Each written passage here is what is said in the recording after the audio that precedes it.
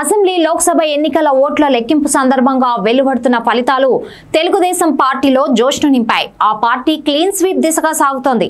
Telugu Desam, Janasena, BJP party ఉమ్మడి కూటమి ఇప్పటికే 300లకు పైగా సీట్లను స్వాధీనం చేసుకుంది. ఈ రెండు చోట్ల కూడా.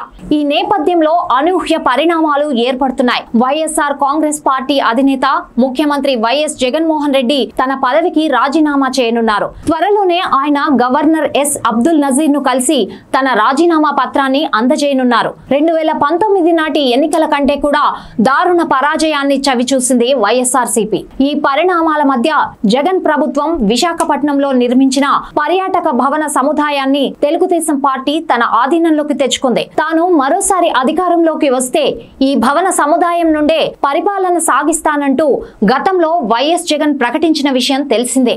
అందులోనే జగన్ విశాఖపట్నం క్యాంప్ కార్యాలయం కూడా నిర్మించిన విషయం తెలిసిందే. ప్రస్తుతం ఈ భవనాన్ని తెలుగుదేశం పార్టీ ఆధీనంలోకి వెళ్లిపోయింది. దీనిపై పసుపు జెండా ఎగిరింది. ఫలితాలు వెలువడుతున్న సమయంలో పెద్ద సంఖ్యలో టీడీపీ నాయకులు, కార్యకర్తలు ఈ భవనం వద్దకు వచ్చారు. అందులోకి దూసుకెళ్లారు. ఆ సమయంలో వారిని పోలీసులు అడ్డుకునే ప్రయత్నం చేసినప్పటికీ అవి ఫలించలేదు. నేరుగా భవన సముదాయం పైకి వెళ్లిన టీడీపీ నాయకులు పార్టీ జెండాను ఎగురవేశారు. తెలుగుదేశం పార్టీ, చంద్రబాబు నాయుడు, నారా లోకేష్ కు అనుకూలంగా నినాదాలు చేశారు.